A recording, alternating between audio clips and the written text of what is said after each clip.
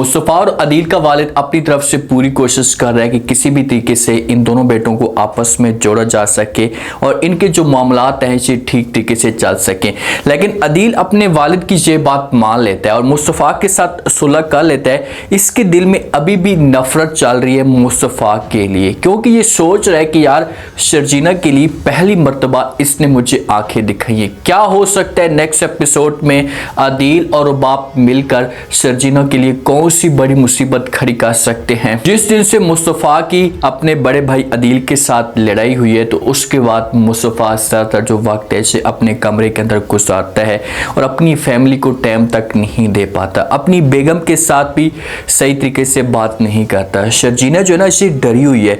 शर्जीना ये समझ रही है कि घर का जो माहौल है इसे ख़राब होता जा रहा है, तो सारा का सारा जो इल्ज़ाम है इसे मेरे ऊपर आ जाएगा और मुस्तफ़ा समझेगा कि ये सब कुछ तुम्हारी वजह से हुआ है। तो इसी वजह से जिस वक्त मुस्तफ़ा अपने कमरे के अंदर परेशान बैठा हुआ होता है तो इसके पास शर्जीना आती है और प्यार से बात करती है और कहती है कि मुस्तफ़ा क्या आप मेरी वजह से गुस्से में हैं या आप मुझसे नाराज़ हैं।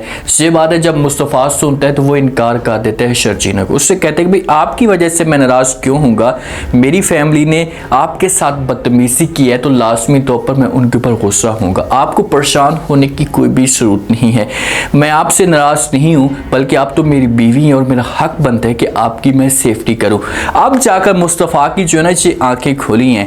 पहले शर्जीना के ऊपर कोई भी इल्ज़ाम लगते थे, कोई भी बातें आती थी तो मुस्तफ़ा जो है वो शर्जीना की बात नहीं सुनता था और वो हमेशा अपनी फैमिली के साथ खड़ा हो जाता था। और आज पहली दफ़ा शर्जीना की ये सपोर्ट कर रहा है तो शर्जीना को इस बात के ऊपर यकीन तक नहीं हो रहा। मुस्तफ़ा इतना भी चेंज हो चुका है। लेकिन एक बात आप देखें, शर्जीना की जो सोच है ना ये नेगेटिव सोच नहीं है। रुबाब की निस्बत ये अच्छी और पॉजिटिव सोच रखती है और ये अभी भी मुस्तफ़ा को जो है ना ये समझाने की कोशिश करेगी और कहेगी मुस्तफ़ा आप प्लीज़ करके मामला जो है वो हल करने की कोशिश करें, अपने भाई के साथ ठीक रहें, बदतमीज़ी मत करें। जो सारी बातें होंगी ये भी बता देगी कि भाई आपका भाई और रुबाब मुझे ब्लैकमेल करने की कोशिशें करते हैं, मुझे तंग करते हैं कि मैं जो इनके सामने झुक कर रहूँ, इनके सामने कोई ऐसी बात ना करूँ। ये सारी की सारी बातें बता तो देगी लेकिन ये घर का माहौल ख़राब नहीं करना चाहती। वालिद बेचारा जिस दिन से इन दोनों बेटों को आपस में लड़ते हुए देखता है तो उसके बाद इसकी जो खुशियाँ होती हैं ये हमेशा के लिए तबाह हो जाती हैं। माँ तो इतनी परेशान नहीं होती लेकिन वालिद बहुत ज़्यादा परेशान होता है क्योंकि वालिद के ऊपर पहले भी बहुत सारी मुसीबतें आ चुकी हैं इन दो बेटों की वजह से। तो वो चाहता है कि अब कभी भी दोबारा ये जो दोनों मेरे बेटे हैं ये जुदा ना हो सके।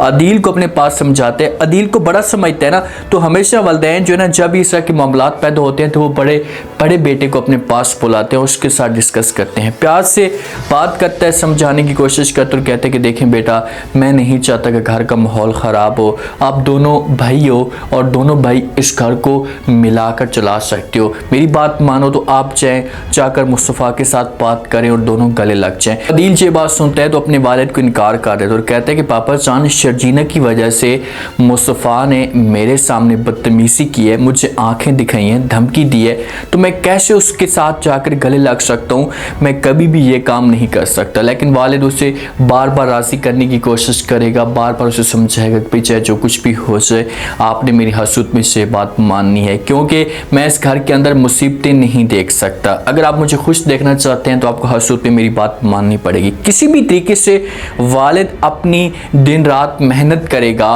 और अदील को राज़ी कर लेगा और अदील आखिरकार अपने वालिद को कहेगा कि ठीक है बाबर जान अगर आप कहते हैं तो मैं ये बात मानने के लिए तैयार हूँ लेकिन मैं कभी भी उसके साथ उस हिसाब से क्लोज नहीं हो सकता। जब आपके ख़ानदान के अंदर जो एक क्लोज फैमिली है उसके अंदर इस किस्म की कोई दरार पैदा हो जाए तो उसके बाद आप जितनी भी कोशिशें करें, जितनी भी मेहनत करें, कभी भी वो दरार इतनी आसानी के साथ ख़त्म नहीं होती। तो इसलिए बेहतर यही होगा कि आप लोग जो वो इस तरह की दरार पैदा ही ना होने दें, इस तरह का माहौल पैदा ही ना होने दें ताकि आप लोगों के बीच में जो रिश्ता है इसे हमेशा के लिए कायम और दायम रहे।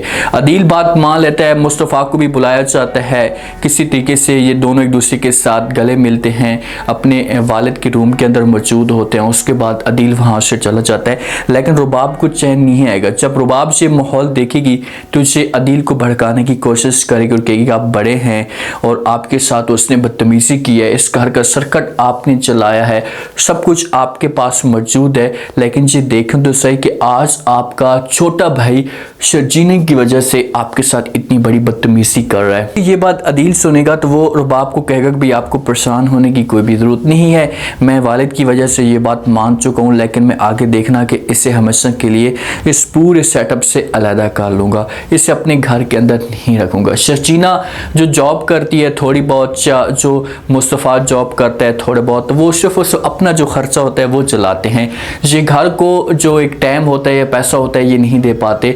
तो शर्जीना की जो सास होती है वो ताना देती है शर्जीना को, तंसीह तौर पर बातें करती है और कहती है कि तुम जो इस घर के अंदर बिगाड़ पैदा करने की कोशिश कर रही हो, इससे आप बिल्कुल भी ठीक नहीं कर रही, आपको ऐसा नहीं करना चाहिए। आपको इस बात का शायद अंदाज़ा नहीं है कि आप जो छोटा मोटा खर्चा कमाते हैं ना, ये घर का सर्कट आपके पैसों से नहीं चलता, इसमें तो सिर्फ आप लोगों की अयाशियाँ होती हैं, आप लोग सुकून के साथ जो अयाशियाँ करते हो, पैसा तो अदील का आता है, रुबाब का आता है, उससे घर का सर्कट चल रहा है। तो आप सोचें कि अगर आप अलग घर चाहती हैं, अलग होना चाहती हैं, तो आपका घर का गुजारा कैसे हो। बेचारी जो शर्जीना है ना, इसकी आंखों के अंदर आंसू आते हैं, इतनी मजबूर होती है क्योंकि वो काम भी करती है और इस घर को टाइम भी देती है, लेकिन फिर भी इसके ऊपर बातें होती हैं कि भाई आप घर के सर्कट को नहीं चलाती, या आप पैसा नहीं देती। एक इंसान के पास उसकी किस्मत में जितना पैसा लिखा होता है तो उससे लाजमी तौर पर उतना ही पैसा मिलेगा ना। अब ये तो नहीं है कि उसकी किस्मत में अगर 50,000 रुपये सैलरी लिखी हुई है और वो किसी भी तरीके से 1 लाख रुपए कमाने की कोशिश करे, तो फिर लाजमी तौर पर उससे कोई गलत कदम उठाना है तो आप उसके ऊपर तंज करेंगे, बार बार तंग करने की कोशिश करेंगे, तो उसके पास इसके अलावा कोई और हल ही नहीं होगा ना। तो इसी वजह से आप इससे की बातें नहीं करें तो अच्छा होगा। मुस्तफ़ा काफ़ी सोचता है, घर का माहौल देखता है कि भाई फैमिली जो है वो मुझे उस हिसाब से फोकस नहीं करती, उस हिसाब से मेरे ऊपर टाइम नहीं दे पाती, अदील को ज़्यादा वैल्यू देती है। जब एक भाई थर्ड लेवल का हो, उसके पास पैसा ना हो, उसके पास इतनी दौलत ना हो, और दूसरे भाई के पास पैसा बहुत ज़्यादा हो, उसके पास सब कुछ हो, और जो वल्दैन है पैसे वाले की सैड करें, उसको वैल्यू दें, मकाम दें, तो फिर लाजमी तौर पर जो दूसरा भाई होगा जिसके पास पैसा नहीं होगा तो वो देखेगा तो वो आखिरकार बदसन हो जाएगा। तो इसी वजह से इसे शर्जीना के साथ एक आखिरी जो अल्फाज होते हैं वो कह ही देता है। शर्जीना को अपने पास बुलाता है, इसके साथ बात करते और कहते हैं कि शर्जीना बस बहुत हो गया, अब इस घर के अंदर हमारा जो रहना अब गुजारा मुमकिन नहीं है, हमें हर सूरत में इस घर से अब अलग हो जाना चाहिए। जब ये बातें शर्जीना सुनेगी तो मुस्तफ़ा को समझाएगी और कहेगी वो बात आपकी ठीक है, लेकिन आपको क्या लगता है कि हम घर का सर्कट चला पाएंगे, हमारे पास इतना पैसा नहीं है। तो मुस्तफ़ा कहेगा कि भाई मैं भी जॉब अच्छी ढूंढने की कोशिश करूँगा, आप भी जॉब करेंगी, तो इस तरीके से हमारा घर का जो सर्कट होगा वो चल पाएगा। और मुस्तफ़ा से घर छोड़ने पे मजबूर भी हो जाएगा, एक दफ़ा से घर जरूर छोड़कर जाएगा, लेकिन बाद में इन लोगों को हो सकता है कि इस बात का एहसास हो, जैसा मुस्तफ़ा की फैमिली को अदील को एहसास हो जाए कि यार मुझे मुस्तफ़ा के साथ ऐसा नहीं करना चाहिए। अब देखते हैं कि क्या होता है नेक्स्ट एपिसोड में, क्या ट्विस्ट आप लोगों को दिखाए जा सकते हैं। उम्मीद आज का रिव्यू, आज के टीजर आप लोगों को पसंद आया होगा। आपने कमेंट सेक्शन में अपनी कीमती लास्ट में आपको क्या लगता है, क्या नेक्स्ट आने वाले साथ में मुस्तफ़ा ये घर छोड़कर चला जाएगा, कौन सी मुश्किलात खड़ी करने लगे हैं शर्जीना के लिए, अदील और रुबाब मिलकर कैसे शर्जीना को ब्लैकमेल करने की कोशिश करेंगे। लास्ट में फीडबैक दें और अपना चैनल को लास्ट में सब्सक्राइब कर दें। शुक्रिया।